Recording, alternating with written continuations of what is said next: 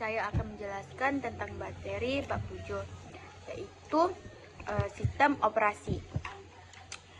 A. Definisi secara umum, sistem operasi itu adalah sebuah program yang mengatur hardware dengan menyediakan landasan untuk aplikasi yang berada di atasnya. Ini adalah gambarnya. Pertama pengguna, terus aplikasi, terus sistem operasi, dan lalu perangkat keras.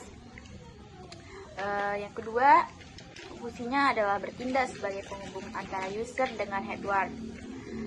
Terus ada juga bertugas untuk mengendalikan atau mengkoordinasikan pengguna hardware untuk berbagai program aplikasi yang bermacam-macam user. Sistem operasi itu dipandang dari 3 sudut pandang yang berbeda. Yang pertama yaitu sudut pandang pengguna, yang kedua sudut pandang sistem, ketiga sudut pandang tujuan. Sudut pandang pengguna itu adalah alat yang mempermudah penggunaan komputer. Sistem ini dibandingkan menggunakan kinerja maupun utilitas sumber daya. Tetapi pada sejumlah komputer, sudut pandang pengguna ini dapat dikatakan hanya sedikit. Lalu yang kedua ada sistem operasi. Sistem operasi adalah alat yang menempatkan sumber daya secara efisien, yaitu memori. Sistem operasi yang menangani konflik pemintaan sumber daya secara efisien. Selain itu juga mengatur eksekusi aplikasi dan operasi input and output tadi. Terus ketiga ada sudut pandang dari tujuan. Sistem ini adalah alat untuk membuat komputer menjadi lebih nyaman digunakan untuk menjalankan aplikasi dengan menyelesaikan masalah user. Terus ini adalah gambar abstraksi komputer, sistem komputer. Ada materi tentang perkembangan sistem operasi. Yang pertama, pada generasi pertama sekitar tahun 1945 sampai dengan 1955, vacuum tubes and plug boards. Artinya belum memiliki sistem operasi yang lebih mengarah kepada perhitungan numerik dalam mekanisme menjalankan sistem komputer.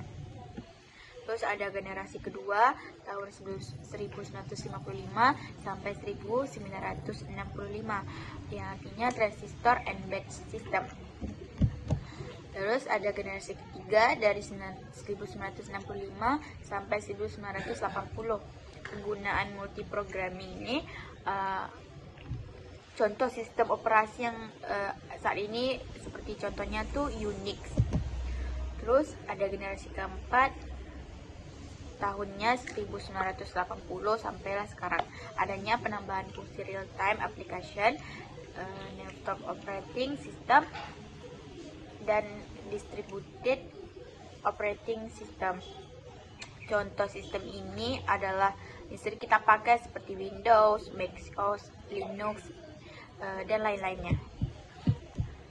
Terus selanjutnya ada layanan sistem operasi.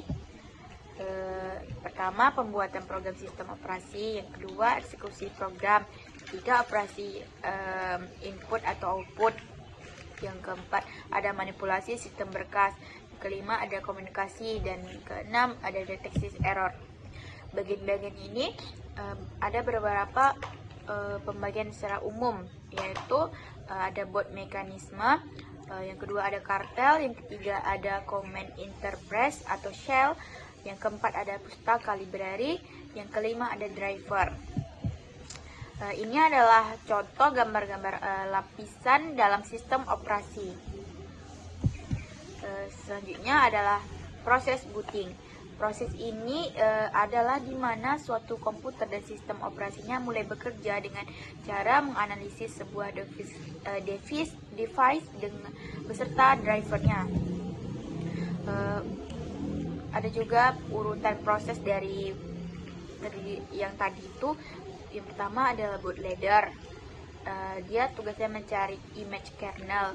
Yang kedua ada kernel, yaitu mengenali device beserta driver-drivernya.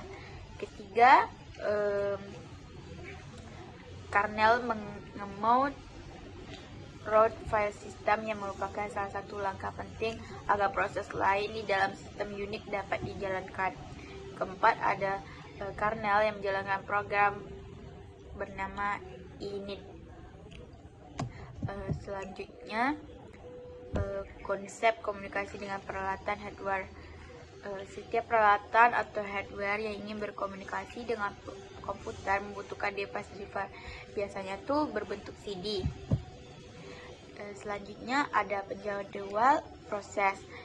Dia merupakan kumpulan kebijaksanaan dan mekanisme di sistem operasi yang berkaitan dengan urutan kerja yang dilakukan sistem komputer. Penjadwalnya memutuskan bertugas sebagai proses yang harus dikerjakan, terus ada juga kapan dan berapa lama proses itu dikerjakan. Penjadwalnya tuh memutuskan tugas satu, proses yang harus dijalan, kedua, kapan dan selama proses itu berjalan, berapa lama. Dan ada juga kriteria untuk mengukur dan optimasi kinerja penjadwal. Yang pertama ada adil, yang kedua ada efisiensi, yang ketiga ada waktu tanggap, dan keempat ada turnaround time, yang kelima ada throughput. Ini adalah beberapa metode penjadwalnya. Yang pertama ada non-preemptive, yang kedua ada preemptive. Ini adalah algoritma penjadwal. Berdasarkan penjadwal itu sebagai berikut yang ada di foto. Terakhir, berdasarkan dapat tidaknya suatu proses diambil secara paksa adalah klasifikasi berdasarkan prioritas yang ada prosesnya, yaitu algoritma penjadwal tanpa berprioritas. Yang kedua ada algoritma penjadwal berprioritas, yaitu terdiri dari ada dua. Satu, prioritas statik, yang kedua ada berprioritas dinamis. Terima kasih, itulah bab 7 penjelasannya.